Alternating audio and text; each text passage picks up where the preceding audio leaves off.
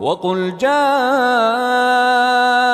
الحق وزهق الباطل إن الباطل كان زهوقا إن الحمد لله نحمده ونستعينه ونستغفره ونعوذ بالله من شرور أنفسنا وسيئات أعمالنا من يهد الله فلا مضل له ومن يضلل فلا هادي له وأشهد أن لا إله إلا الله وحده لا شريك له وأشهد أن محمدًا عبده ورسوله يا أيها الذين آمنوا اتقوا الله حق تقاته ولا تموتن إلا وأنتم مسلمون يا أيها الناس اتقوا ربكم الذي خلقكم من نفس واحدة وخلق منها زوجها وبث منهما رجالا كثيرا ونساء واتقوا الله الذي تساءلون به والأرحام إن الله كان عليكم رقيبا يا أيها الذين آمنوا اتقوا الله وقولوا قولا سديدا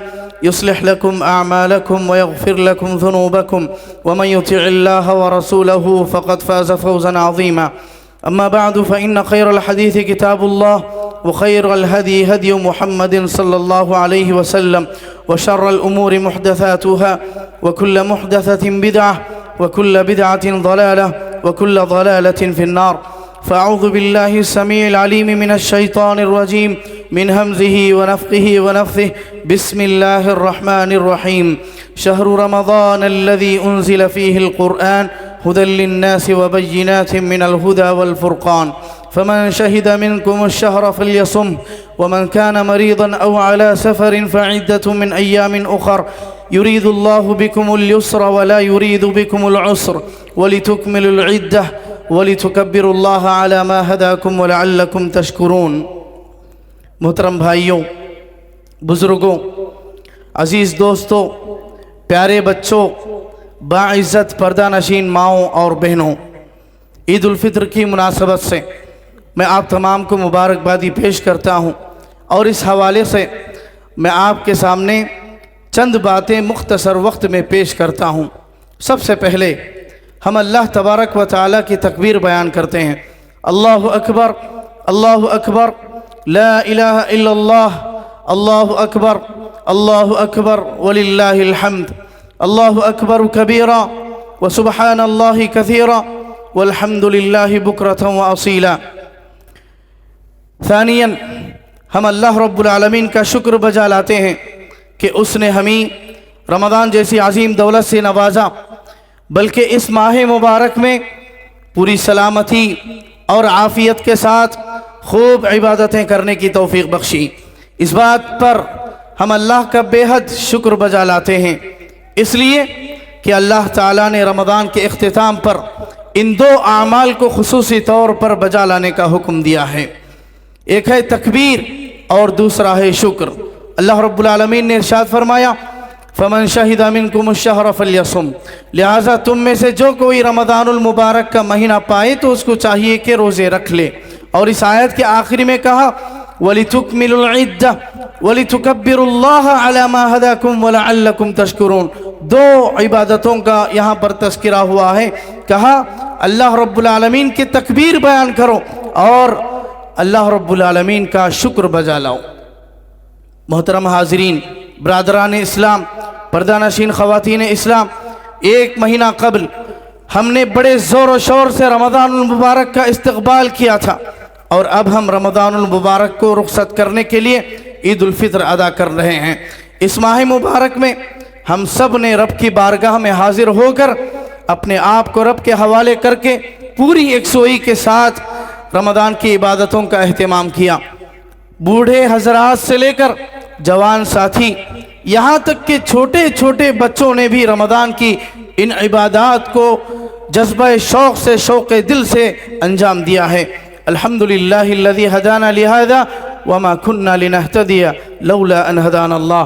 ہم رب سے دعا کرتے ہیں کہ اللہ رب العالمین ہماری ان تمام عبادتوں کو قبول فرمائے، روزوں کو قبول فرمائے، تلاوت قرآن کو قبول فرمائے، تراویح اور قیام اللیل کو قبول فرمائے، ہمارے صدقات و خیرات کو قبول فرمائے۔ اللہم تقبل رمضان، اللہم تقبل صیامنا وصلاتنا وزکاتنا وتلاوتنا یا رب العالمین۔ حضرات گرامی، ایک طرف ہم اس مناسبت سے خوش ہیں، لیکن دوسری طرف ہمیں اس بات کا بھی غم ہے کہ رمضان ہم سے جدا ہو رہا ہے۔ جس نے رمضان میں عبادتوں کا جس قدر اہتمام کیا ہوگا اس کو اسی قدر رمضان کے جانے پر افسوس ہو رہا ہوگا۔ جس نے رمضان کی آمد پر جس فرط محبت اور سرور و انبساط کا مظاہرہ کیا ہوگا اسے اسی قدر رمضان کی جدائی کا غم ہوگا، اور حقیقت میں اسی کو افسوس کرنے کا حق حاصل ہے۔ بڑا ہی خوش نصیب ہے وہ شخص جس نے رمضان کا پورا فائدہ اٹھایا، رمضان المبارک میں اس کا پورا حق ادا کیا، رمضان المبارک میں محنت کیا، روزے رکھا، دن میں روزہ رکھا اور رات میں قیام اللیل کا اہتمام کیا۔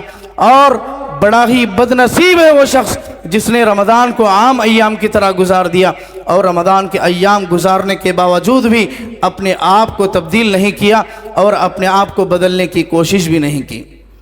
محترم حاضرین، پردہ نشین خواتین اسلام، رمضان نے ہمیں آ کر یہ سکھلایا کہ جس طرح عبادت رمضان میں ہوتی ہے، نماز، روزہ، ذکر و اذکار، تلاوت قرآن، صدقات و خیرات، یہ تمام عبادتیں صرف رمضان ہی میں نہیں ہیں بلکہ سال بھر ایک حقیقی مسلمان کو یہ عبادتیں انجام دیتے رہنا چاہیے۔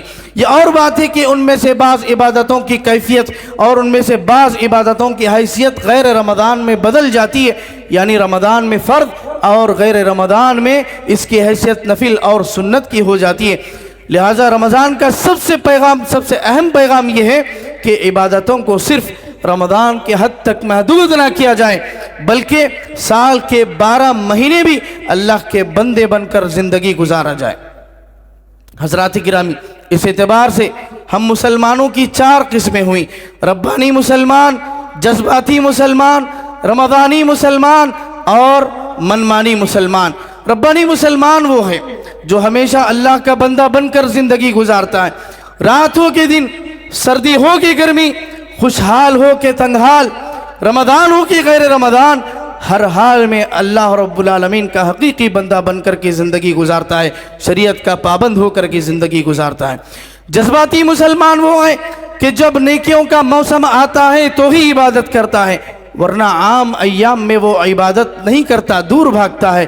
وہ صرف شعبان، رمضان اور اسی طرح سے شوال، محرم، ذوالحجہ کا ہی مسلمان بن کر رہتا ہے اور انہی ایام میں عبادت کرنے کو مسلمانی سمجھتا ہے اور بس یہیں پر اپنا جذبہ عبادت ظاہر کر کے پورا سال غفلت میں گزارتا ہے۔ رمضانی مسلمان وہ ہے جو صرف اور صرف رمضان میں عبادت کرتا ہے، غیر رمضان یعنی سال کے 11 مہینے اللہ رب العالمین کی نافرمانی میں اور غفلت میں زندگی گزارتا ہے۔ اور منمانی مسلمان وہ ہے جو صرف من کی بات مانتا ہے، رب کی بات نہیں مانتا، یہاں تک کہ رمضان کا مہینہ آ جائے، گزر جائے، تب بھی اس کے پاس نماز پڑھنے کے لیے ٹائم نہیں ہے، تب بھی اس کے پاس روزے رکھنے کی طاقت نہیں ہے، روزہ رکھنے کا اس کے پاس ٹائم نہیں ہے، بس عیدین کے موقع پر عیدگاہ میں نیا لباس پہن کر حاضری دینے کو مسلمانی سمجھتا ہے۔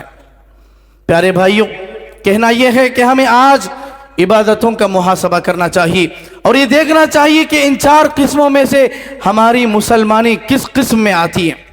پیارے بھائیوں، علامہ اقبال نے کہا، دل ہے مسلماں تیرا نہ میرا، دل ہے مسلماں تیرا نہ میرا، تو بھی نمازی میں بھی نمازی۔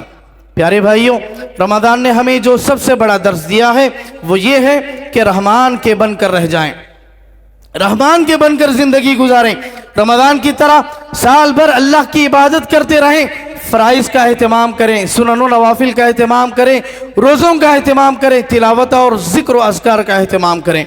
جو شخص رمضان کے ہوتے ہی شیطان کا ہو جاتا ہے اس کی رمضان کی عبادتوں کا کیا فائدہ؟ جو اس نے عبادت کیا ان عبادتوں کا کیا فائدہ جب ہم رمضان کے ختم ہوتے ہی رحمان کو بھول جائیں اور شیطان کے بن کر رہ جائیں تو ان محنتوں کا کیا فائدہ؟ کعب بن مالک رضی اللہ عنہ ارشاد فرماتے ہیں، کہتے ہیں، من صام رمضان وهو يحدث نفسه ان افطر رمضان الا يعصي الله دخل الجنة بغیر مسئلة ولا حساب۔ جو شخص رمضان کے مہینے کے روزے رکھے اور اپنے آپ کو یہ خیال کرے کہ اگر رمضان کا مہینہ ختم ہو جائے تب بھی وہ اللہ کا بندہ بن کر زندگی گزارے گا. دخل الجنت بغیر مسئلۃ ولا حساب، جنت میں بغیر حساب و کتاب کے وہ جنت میں داخل ہو جائے گا. اللہ اکبر. اور جو شخص ومن صام رمضان وهو يحدث نفسه انه اذا افطر عصى ربه فصيامه عليه مردود، اور جو شخص رمضان کا مہینہ گزارے اور یہ خیال کرے کہ رمضان کا مہینہ ہوتے ہی پھر جو ہے وہ شیطان کا ہو کر رہ جائے، نافرمانیاں شروع کر دے گا، فصیامہ علیہ مردود، اس کی ساری محنتیں، سارے روزے دھتکار دیے جائیں گے، قبول نہیں ہوں گے. اس لیے ہمیں چاہیے ہمارے دوستوں، ہم اپنی عبادات کا جائزہ لیں، ہم اپنے اعمال کی قبولیت کی فکر کریں. رمضان میں ہم نے جو عبادتیں کی ہیں ان کی قبولیت کی فکر کریں. دنیاوی اعتبار سے ہم امتحان کے بعد نتیجے کی فکر کیا کرتے ہیں. یہ تو دنیاوی امتحان ہے، یہ تو دنیاوی نتیجہ ہے جو کہ عارضی ہے، اور وہ اخروی نتیجہ ہے جو کہ دائمی اور ابدی ہے. پیارے بھائیوں، اعمال کی قبولیت کی سب سے بڑی دلیل یہ ہے کہ انسان نیکی کے بعد نیکی کرتا چلا جاتا ہے، اور اعمال کے رد ہونے کی سب سے بڑی دلیل یہ ہے کہ انسان نیکی کرنے کے بعد نیکی نہیں کرتا بلکہ گناہوں کی طرف لوٹ جاتا ہے. سلف کہا کرتے تھے ان من علامات قبول الحسنۃ الحسنۃ بعدها، کہ نیکی قبول ہونے کی علامت یہ ہے کہ انسان نیکی کے بعد نیکی کرے، اور اسی طرح سے نیکی کے رد ہونے کی علامت یہ ہے العودۃ الی المعاصی بعد رمضان، رمضان کے ختم ہوتے ہی یہ بندہ جو ہے معاصی اور شیطان کی طرف لوٹ جا رہا ہے. تو یہ اعمال کے رد ہونے اور قبول نہ ہونے کی دلیل ہے. اللہ اکبر. محترم بھائیوں، اس غلط فہمی میں ہرگز نہ رہیں کہ ہمارے اعمال ہی ہم کو جنت میں داخل کریں گے. جنت میں صرف ہمارے اعمال داخل نہیں کر سکتے، گرچہ کہ وہ نیک عمل اور عمل صالح ہی کیوں نہ ہو.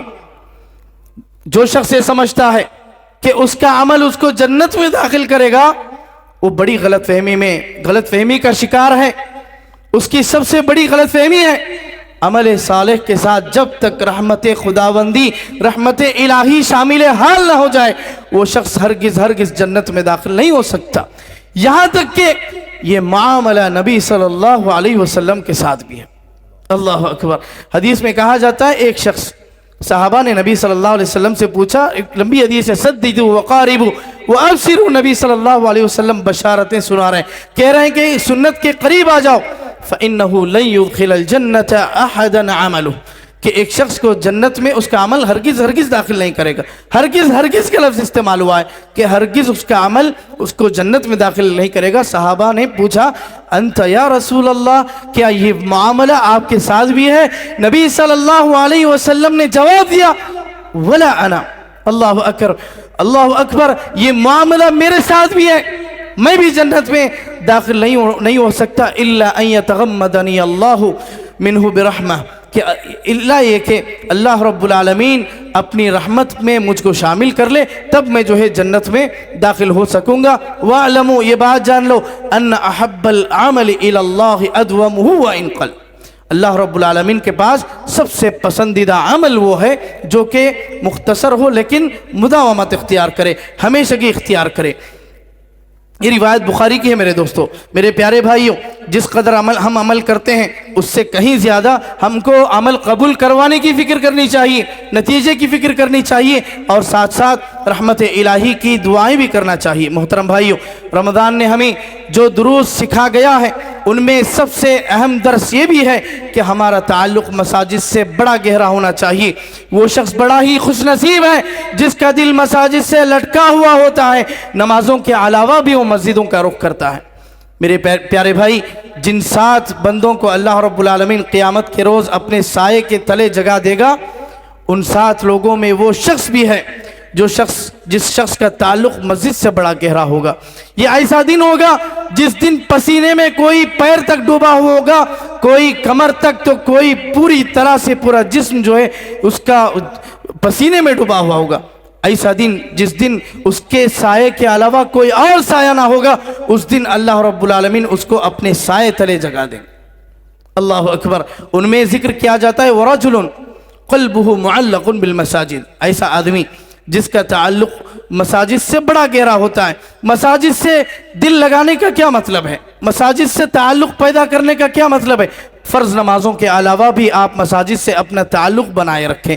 پروگرامز ہوں یا سماجی مصلحت کی خاطر میٹنگز ہوں، آپ اس میں شریک ہوں، مشورے دیں اور اس میں جو ہے ایکٹیویٹی بتائیں، یہ جو ہے مساجد سے تعلق ہے۔ اس کے علاوہ بھی آپ بغیر کسی کام کے، بغیر کسی حاجت کے مسجدوں کو تشریف لائیں۔ فرض نمازوں کے علاوہ مسجدوں کو آیا جایا کریں، یہ مسجدوں سے تعلق ہے۔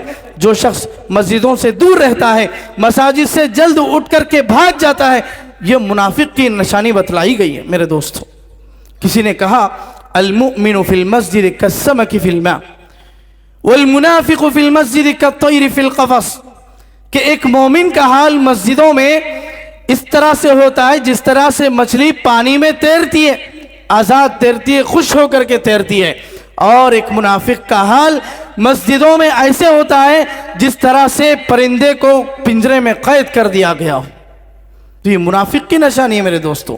اور اسی طرح سے اس موقع پر میں ایک اہم بات کہنے کی کوشش کروں گا، وہ یہ ہے جو شخص پریشان حال ہو، ٹینشن میں ہو، مصیبت کا شکار ہو، لوگوں کے پاس رونے دھونے کے بجائے سب سے پہلے مسجدوں کا رخ کریں، اللہ رب العالمین کا رخ کریں۔ اس وقت جس وقت مسجدیں خالی ہوں، کوئی نہ ہو، تنے تنہا جائیں، وضو کریں، 2 رکعت نماز ادا کریں، سکون سے 10 منٹ بیٹھیں، تلاوت قرآن مجید کریں، پھر اللہ رب العالمین کے بارگاہ میں اپنا ہاتھ اٹھائے اور ضرورت مانگے، گڑ گڑائے، روئے تھوڑی دیر اور تلاوت کرے، سکون سے بیٹھیں، اور اس کے بعد پھر جو اطمینان قلب کی کیفیت اور چین و سکون کی دولت لے کر وہ لوٹے گا، اللہ کی قسم کھا کر کہتا ہوں، واللہ ثم واللہ ثم واللہ، دنیا پوری مل کر کے وہ سکون و اطمینان کی کیفیت نہیں دے سکتی جو سکون اور اطمینان، جو اطمینان قلب لے کر کے وہ مسجد سے واپس ہوگا۔ اللہ اکبر، الا بذکر اللہ تطمئن القلوب۔ میرے دوستو، مسجدوں سے اپنا تعلق بنائے رکھو۔ پیارے نبی صلی اللہ علیہ وسلم نے فرمایا، اذا رأیتم الرجل یعتاد المسجد فاشہدوا له بالایمان، کہ تم جس کسی شخص کو اس حال میں پاؤ کہ مسجد کا عادی ہے، اس کے ایمان کی گواہی دو۔ آپ کے اپنے گھریلو مسائل ہوں گے، مسجد میں آ کے اس کا حل تلاش کرو۔ آپ کے اپنے خاندانی جھگڑے ہوں گے، مسجدوں میں آ کے اس کا حل تلاش کرو۔ آپ کے اپنے تجارتی ٹینشن ہوں گے، مسجدوں میں آ کر دعا مانگو۔ آپ کے اپنے انفرادی مسائل ہوں گے، ارے مسجدوں کو آؤ اور اپنا ہاتھ رب کی بارگاہ میں اٹھاؤ۔ مسائل یہاں پر حل ہوتے ہیں۔ اللہ رب العالمین سے اپنا جتنا گہرا تعلق آپ بناؤ گے، اپنے سارے مسائل یہاں پر حل ہونے والے ہیں۔ محترم بھائیوں، مسجدوں کے تعلق کے سلسلے میں ایک بات کہنا چاہوں گا۔ مسجدوں کے تعلق میں یہ بات بھی شامل ہے کہ مسجدوں کا تعاون کیا جائے، مسجدوں کی تعمیر کیا جائے۔ جس طرح سے مسجدوں کی تعمیر میں اپنا حصہ لیتے ہیں، اسی طرح سے مسجدوں کو آباد رکھنے میں بھی اپنا حصہ اور اپنا تعاون پیش کریں۔ آپ جانتے ہیں کرنول میں مسجد توحید ہے، یہاں پر عیدگاہ میں عید کی مناسبت سے تعاون ہوتا ہے۔ آپ حضرات سے مؤدبانہ التماس ہے کہ آپ اس مسجد کے تعاون میں اپنا حصہ بھی شامل کریں، اس مسجد کے لیے تعاون بھی کرتے ہوئے جائیں، اور جو باقی تفصیل ہے آپ کو خطبے کے بعد ملے گی۔ محترم بھائیوں، پیارے دوستو، آخری بات جو میں کہنا چاہوں گا وہ یہ ہے کہ اپنے دلوں میں غریبوں کی غربت کا احساس پیدا کیجیے۔ رمضان ہمیں آ کر یہ سکھلا گیا کہ جس طرح سے ہم اپنے آپ کا خیال رکھتے ہیں، خاندان والوں کا خیال کرتے ہیں، بال بچوں کو ذرا سی ٹھیس آنے نہیں دیتے، اسی طرح غربت کی بھوک پیاس میں تڑپتے غریبوں کی تڑپ کو بھی اپنے دل میں جگہ دیجیے۔ یہ رمضان شہر الخیرات ہے، جس طرح سے شہر الخیرات ہے، شہر المواسات بھی ہے۔ جب تک ہم اپنے دلوں میں ان غریبوں کے درد کو محسوس نہیں کریں گے، ان کے درد کو اپنا درد نہیں سمجھیں گے، ہمارے دل نرم ہونے والے نہیں ہیں۔ نبی صلی اللہ علیہ وسلم نے نبی صلی اللہ علیہ وسلم کے پاس ایک شخص آیا، ان النبی صلی اللہ علیہ وسلم شکا الی النبی صلی اللہ علیہ وسلم، ان الرجل شکا الی النبی صلی اللہ علیہ وسلم، ایک آدمی آیا نبی صلی اللہ علیہ وسلم کے سامنے شکایت کی کہ میرا دل بڑا سخت ہو چکا ہے، میں کیا کروں؟ نبی صلی اللہ علیہ وسلم نے فرمایا، امسح رأس الیتیم وَأَطْعِمِ الْمِسْكِينَ، یتیم کا سر پر ہاتھ پھیرو، یتیم کے سر پر ہاتھ پھیرو۔ جو کیفیت آپ کو دل میں محسوس ہوگی، واللہ آپ کا دل جو کہ بڑے سے بڑا پتھر بھی ہوگا، بڑا سے بڑا سخت دل کیوں نہ ہو، وہ دل پگھل جائے گا۔ یتیم کے سر پر ہاتھ پھیرو، یتیم کی کفالت کرو، مسکینوں کو، غریبوں کو کھانا کھلاؤ، غریبوں کے درد کو اپنا درد محسوس کرو، ان کا زخم اپنا زخم سمجھیں، ان کا بوجھ اپنا بوجھ سمجھیں، ان کا ٹینشن اپنی ٹینشن سمجھیں، ان کی ضرورت اپنی ضرورت سمجھیں۔ جب تک یہ کیفیت ہم اپنے دلوں میں پیدا نہیں کریں گے، یقین مانو یہ مال و دولت جو ہم کماتے ہیں، یہ روپیہ پیسہ جو کہ ہماری تجوریوں میں بھرا پڑا ہے، اور یہ خزانے جو کہ ہمارے جسموں کی زینت بنے ہوئے ہیں، یہ کل قیامت کے روز آگ بن کر آئے گا اور عذاب بن کر کے ہم کو ڈستا رہے گا۔ والذین یکنزون الذهب والفضة ولا ينفقونها في سبيل الله فبشرهم بعذاب علیم، جو لوگ خزانوں کو جمع کر کے رکھتے ہیں اپنے گھروں میں، اللہ کی راہ میں خرچ نہیں کرتے، فبشرهم بعذاب علیم، اللہ اکبر، دردناک عذاب کی ان کو خوشخبری سنا دیجئے۔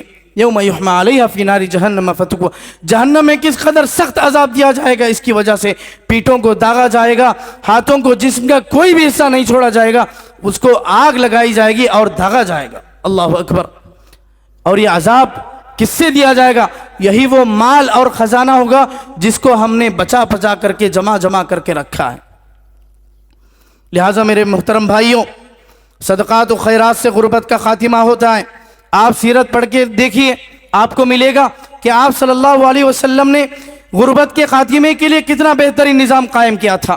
غریب صحابہ جن کو ایک دن سے زیادہ کھانے کا سامان میسر نہیں تھا، نبی صلی اللہ علیہ وسلم نے اتنا بہترین نظام تیار کیا کہ دیکھتے ہی دیکھتے یہی صحابہ اپنی زندگی میں مال کی فراوانی کو بھی دیکھا، اور دیکھتے ہی دیکھتے عمر بن عبدالعزیز رحمہ اللہ کا دور بھی آیا کہ لوگ دن بھر زکوٰۃ کا مال لے کر گھومتے تھے کہ کوئی زکوٰۃ کا مال لینے والا مل جائے، لیکن کوئی زکوٰۃ لینے والا، زکوٰۃ کا مستحق فرد کوئی بھی نہیں ملتا، دن بھر گھومتے تھے۔ اللہ اکبر۔ ہم سمجھتے ہیں کہ 17 اکتوبر کو غربت کے خاتمے کا دن منا کر کے ہم نے غربت کو ختم کر دیا ہے، نہیں میرے بھائیوں، مگر آج بھی آپ دیکھیں گے 681 ملین سے زیادہ لوگ غربت کی لکیر سے نیچے ہیں۔ آپ کیا جواب دیں گے؟ ہم سمجھتے ہیں کہ مال خرچ کر کے ہمارے مال میں کمی آ چکی ہے، حالانکہ مسئلہ ایسا نہیں ہے۔ اللہ کی راہ میں خرچ کرنے کی وجہ سے مال میں بڑھوتری ہوتی ہے، مال میں برکت پیدا ہوتی ہے۔ ما نقص صدقۃ من مال، جو بھی مال آپ صدقے میں دیتے ہو اس مال میں برکت پیدا ہوتی ہے، وہ مال کبھی بھی کم نہیں ہوتا۔ انفق یا ابن آدم انفق علیک، اللہ رب العالمین کہہ رہا ہے اے آدم کے بیٹے تو خرچ کر، غریبوں پر خرچ کر، میں تجھ پر خرچ کروں گا۔ ہم سمجھتے ہیں کہ مال خرچ کرنے کی وجہ سے مصیبتیں آئیں گی، نہیں میرے دوستو، فقراء پر خرچ کرنے کی وجہ سے ہی اللہ رب العالمین ہم کو رزق عطا کر رہا ہے۔ هل تنصرون وترزقون الا بضعفائکم، تم کو جو رزق دیا جا رہا ہے، تم پر جو مدد کی جا رہی ہے، یہ صرف اور صرف غریب لوگوں کی دعاؤں کی وجہ سے۔ انما ينصر الله هذه الامه بضعيفها، اللہ رب العالمین جو اس امت کی مدد فرما رہا ہے، رزق عطا کر رہا ہے، اس امت کے غریب لوگوں کی وجہ سے، بدعوتہم وصلاحہم واخلاصہم، ان کے اصلاح، ان کے نیک عمل اور ان کی دعاؤں کی وجہ سے۔ محترم بھائیوں، دین رحمت کا ایک اصول یاد رکھیے کہ آپ دوسروں کی مدد کرنے کے لیے نکلو گے، اللہ رب العالمین آپ کی مدد کرے گا۔ واللہ فی عون العبد ما کان العبد فی عون اخیہ، جب تک آپ اللہ کے بندوں کی مدد کرو گے اس وقت تک اللہ رب العالمین آپ کی مدد میں لگا رہے گا۔ من یسر علی معسر یسرہ اللہ فی الدنیا والآخرہ، جو بھی شخص کسی کی مصیبت کو ختم کرے گا، کسی کے بوجھ کو ختم کرے گا، اللہ رب العالمین دنیا اور آخرت دونوں جہاں میں اس کے ساتھ آسانی کا معاملہ پیدا فرمائے گا۔ آخر میں اللہ رب العالمین سے دعا ہے کہ اللہ رب العالمین ہم تمام کو اسلام میں مکمل داخل ہونے کی توفیق عطا فرما۔ اے اللہ، دین میں ثابت قدمی عطا فرما، قرآن و حدیث کو سمجھ کر اس کے مطابق اپنی زندگی کو سنوارنے کی توفیق عطا فرما۔ اے اللہ، کتاب و سنت کی روشنی میں اپنی زندگی کو ڈھالنے کی توفیق عطا فرما۔ اے اللہ، رمضان کی عبادتوں کو قبول فرما، روزوں کو قبول فرما، نمازوں کو قبول فرما، سنتوں کو، نفلوں کو قبول فرما، تراویح اور قیام اللیل کو قبول فرما۔ ہم نے جو بھی چھوٹی چھوٹی ٹوٹی پھوٹی عبادتیں کی ہیں، اے اللہ ان عبادتوں کو قبول فرما، ہمارے اخلاص کو قبول فرما، ہماری دعاؤں کو قبول فرما، ہمارے تقوی کو قبول فرما، ہم کو تقوی عطا کر، رزق حلال عطا فرما، عقل حرام سے ہم کو بچنے کی توفیق عطا فرما۔ اے اللہ تو نے جو بھی چیزیں حلال کی ہیں ان کو حلال سمجھنے کی توفیق عطا فرما، اور جو چیزیں تو نے حرام کی ہیں اے اللہ ان چیزوں کو حرام سمجھتے ہوئے ان سے بچنے کی توفیق عطا فرما۔ اے اللہ حق کو حق اور باطل کو باطل سمجھنے کی توفیق عطا فرما۔ اے اللہ تجھ پر کامل یقین رکھنے کی توفیق عطا فرما۔ اے اللہ تجھ پر کما حقہ توکل کرنے کی توفیق عطا فرما۔ اے اللہ تو ہمارے آبا و اجداد کی مغفرت فرما۔ اے اللہ تو ہمارے آبا و اجداد کی مغفرت فرما، ان کی قبروں کو نور سے منور کر دے۔ اے اللہ ہم میں سے جو بیمار ہیں ان کی بیماری کو شفا یابی میں بدل دے۔ اے اللہ ہم میں سے جو پریشان حال ہیں اے اللہ ان کی پریشانی کو ختم کر دے۔ اے اللہ ہم میں سے جو مصیبت زدہ ہیں اے اللہ ان کی مصیبت کو دور فرما۔ اے اللہ ہم میں سے جو قرض دار ہیں قرض کے بوجھ کے نیچے دبے ہوئے ہیں اے اللہ ان کے بوجھ کو ہلکا فرما۔ اے اللہ ہم میں سے جو تیری مدد کے محتاج ہیں اے اللہ تو انہیں مدد فرما۔ ہم میں سے جو لڑکے لڑکیاں خصوصاً جو نوجوان لڑکیاں گھروں میں بیٹھی رشتوں کا انتظار کر رہی ہیں اے اللہ ان کو مناسب اور دیندار رشتے نصیب فرما۔ اے اللہ عالم اسلام کی مدد فرما، دنیا میں جہاں کہیں بھی مسلمان ہیں اے اللہ تو ان کا حامی اور مددگار بن جا۔ اے اللہ جو تیری راہ میں کوشش کر رہے ہیں اے اللہ ان کی غیبی مدد فرما۔ اے اللہ دنیا کے کسی بھی خطے میں دنیا کے کسی بھی حصے میں مسلمان کمزور ہیں مظلوم ہیں اے اللہ ان کی غیبی مدد فرما۔ اے اللہ فلسطین کے فسادات کو بحال فرما، مسجد اقصیٰ کو ظالموں کے نرغے سے بچا لے، فلسطین کے مسلمانوں کی مدد فرما۔ اے اللہ دنیا کے جس کسی حصے میں مسلمانوں کے قضیے چل رہے ہیں مسائل چل رہے ہیں اور فیصلے چل رہے ہیں ان تمام مسائل اور فیصلوں کو مسلمانوں کے حق میں کر دے اور انہیں کامیابی عطا فرما۔ اے اللہ مسلمانوں کو عروج و اقبال نصیب فرما۔ اے اللہ مسلمانوں کو باعزت زندگی نصیب فرما۔ اے اللہ مسلمان عورتوں کو حفاظت فرما، مسلمان عورتوں کی عصمت کی حفاظت فرما۔ اے اللہ مسلمان عورتوں کی حفاظت فرما، مظلوم عورتوں کی حفاظت فرما، مظلوم بچوں کی حفاظت فرما۔ اے اللہ ہم کو دین پر صحیح معنوں میں حقیقی معنوں میں عمل پیرا ہونے کی توفیق عطا فرما۔ اے اللہ تجھ سے محبت کرنے کی توفیق عطا فرما۔ اے اللہ دین سے محبت کرنے کی توفیق عطا فرما۔ اے اللہ نبی صلی اللہ علیہ وسلم سے کما حقہ محبت پیدا کرنے کی توفیق عطا فرما۔ اے اللہ علم اور علماء سے محبت پیدا کرنے کی توفیق عطا فرما۔ ہمارے گھر جو قبرستان بنے ہوئے ہیں اللہ ان کو ان گھروں کو دین اور علم کے نور سے منور کر دے۔ اے اللہ ہم کو نفاق جیسی خطرناک بیماری سے بچا لے۔ یا اللہ ہم کو نفاق کی علامتوں سے بچا لے۔ اے اللہ ہم کو منافقوں کی صفات سے بچا لے۔ اے اللہ ہم کو بغض و حسد، نفرت و کدورت، عداوت و کدورت، بغض و حسد جیسی عظیم دل کی بیماریوں سے بچا لے۔ ربنا تقبل منا انك انت السميع العليم اللهم تقبل رمضان اللهم تقبل رمضان اللهم تقبل صيامنا وصلاتنا وزكاتنا ودعاءنا وتلاوتنا يا رب العالمين. ربنا آتنا في الدنيا حسنة وفي الآخرة حسنة وقنا عذاب النار.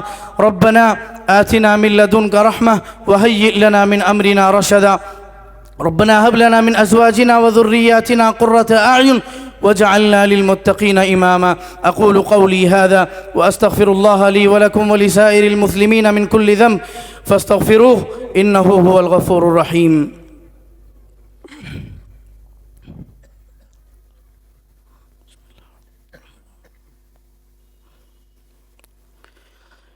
إن الحمد لله نحمده ونستعينه ونستغفره ونعوذ بالله من شرور أنفسنا وسيئات أعمالنا. من يهد الله فلا مضل له ومن يضلل فلا هادي له وأشهد أن لا إله إلا الله وحده لا شريك له وأشهد أن محمدا عبده ورسوله. أما بعد فإن خير الحديث كتاب الله وخير الهدي هدي محمد صلى الله عليه وسلم وشر الأمور محدثاتها وكل محدثة بدعة وكل بدعة ضلالة وكل ضلالة في النار. فأعوذ بالله السميع العليم من الشيطان الرجيم. بسم الله الرحمن الرحيم. إن الله وملائكته يصلون على النبي يا أيها الذين آمنوا صلوا عليه وسلموا تسليما. اللهم صل على محمد وعلى آل محمد كما صليت على إبراهيم وعلى آل إبراهيم إنك حميد مجيد. اللهم بارك على محمد وعلى آل محمد كما باركت على إبراهيم وعلى آل إبراهيم إنك حميد مجيد. عباد الله رحمني ورحمكم الله، إن الله يأمر بالعدل والإحسان وإيتاء ذي القربى وينهى عن الفحشاء والمنكر والبغي يعظكم لعلكم تذكرون. اذكروا الله يذكركم وادعوه يستجب لكم ولذكر الله تعالى أعلى وأجل وأتم والله أكبر والله يعلم ما تصنعون.